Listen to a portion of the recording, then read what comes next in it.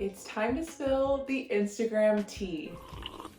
I am going to react to the most common myths, hacks, and Instagram strategies that I often get asked about. Do they work? Are they worth your time and energy? What are my thoughts as an experienced Instagram educator, strategist, and former social media manager? So let's dive right into it.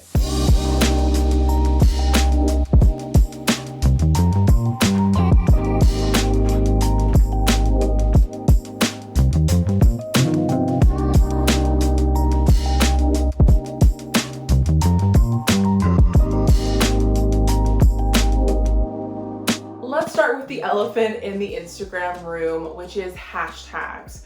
Do they still work? Are they so important? Kind of, but not as important as they used to be. A few years back, hashtags used to be one of the most important strategies you could use for your account, whether you were engaging on hashtags, doing your own research for different lists.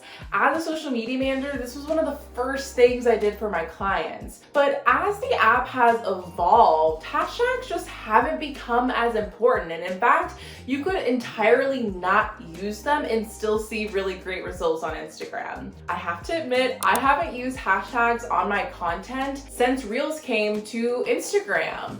I find that by creating really great quality content, by really sticking to my industry, my niche, making it really easy for Instagram to categorize my content in the algorithm, I see just as great results by focusing on those really important engaging metrics like sharing my content, saving it, comments. All of that is telling Instagram that's great pieces of content and pushes it out on the Explore page and other discovery methods. Of course, with Reels being a really easy way to increase my reach. And there's also a lot of uncertainty with hashtags, right? We heard directly from Instagram, they're like, only use 3 to 5 very specific hashtags. But for a long time, Instagram also said use up to 30 because that's what you have access to. Overall, I think if you're using hashtags, don't worry so much about the number and worry a lot more about being very specific to not only the people you're trying to reach, but what your content is actually about. Instagram ain't dumb. They can tell when it's just not relevant to what you're actually creating. Okay, so now let's talk specifically about Instagram ads and boosting your content on Instagram. So first things first, I am not an ads expert, and that's actually my tip for you. So I really focus on organic growth. All the videos and tips and strategies I share on this channel is to help you organically grow. I don't think you need to use ads, but I do think you need to work with an expert, whether it's learning from them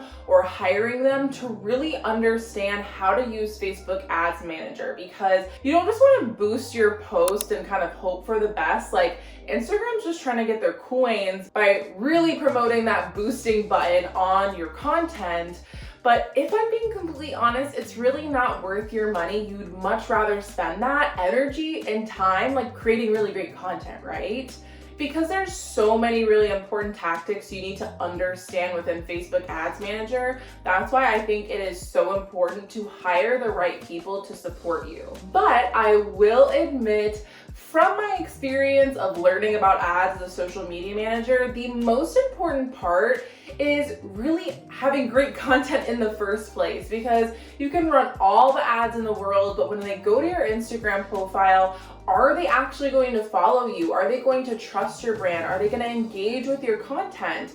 You have to start with a really good organic strategy first to even dip your toe into the ads water. So yeah, in my opinion, nail your Instagram strategy and then maybe consider ads once you have the budget to not only budget towards ad spend, but also to hire the right experts versus just pushing the boosting button. You just don't want to be doing that. And let's dive into one of the most common myths that I see that just is not true. And that is that if you use a scheduler to automate your content like Later, Planoly, Buffer, that it is going to penalize your account. That is not true. Instagram has said use your schedulers. They even have their own scheduler called Creator Studio, and it's actually the complete opposite. So by using a scheduler, you're ensuring that you're posting during the times that your audience is most engaged. And timeliness is a really important factor, especially in the algorithm. It's not the most important, it's not chronological, but it really does take into factor of how fast your audience is engaging with content. So the faster that they're doing that, the better results you're going to see. I personally tried out pretty much every social media scheduler, with Planoly, Later, and Buffer being my favorites. I personally say there isn't one that's better than the other. You really want to test out the interface and figure out what features are really important for you. For example, Buffer has a really great queue option. They have campaigns. Planoly has a Reels planner built in, and they have placeholder blocks that you can add. And then Later has scheduled stories. And I also really love their feature of being able to upload all of your media in all at once. So it really comes down to preference. A lot of them have really great free plans that you can test out for yourself. Building on top of that, let's talk about link in bio tools. I also have a very similar philosophy. Let me know if you'd want me to do an entire video on like what to include in your link in bio link, since we only have one and it's really important to use it wisely. I personally use and love Linktree, and especially when managing for my clients or recommending it, there's so many really great features that their pro plan has in terms of being able to schedule and remove specific links, being able to add a bunch of different links, make it branded, add in your social links, and also embedding things like your YouTube videos. So I personally think, yes, you absolutely can, and I would highly recommend creating your own on your website and hosting it there. But there are some functionalities that tools like Linktree and Milkshake can really help you with if you're just not website savvy, and it will not harm your account. If anything, they are really optimized to ensure that you're getting more clicks on those links wherever you're wanting people to go, whether it's to a lead magnet, affiliate links, or to your offers. Okay, so I have a lot of opinions on this one, and it's about posting frequency. The more content you can crank out, the better. Now, I want to start by saying that this tactic can and does work. Really what it's doing essentially is increasing the chances that at least one of your pieces of content that you're creating out of the multiple pieces a day, like maybe 3 posts a day, that it's essentially making sure that at least one of them will perform well. But I want to explain why specifically for people that are non-content creators, maybe they have a business, they're selling a product or an offer, is that first of all, this just isn't sustainable. Posting 3 times a day, 7 days a week just does not cut it for a lot of people. And even if you do have help with your content, you just can't maintain it long term, which means you're sacrificing consistency.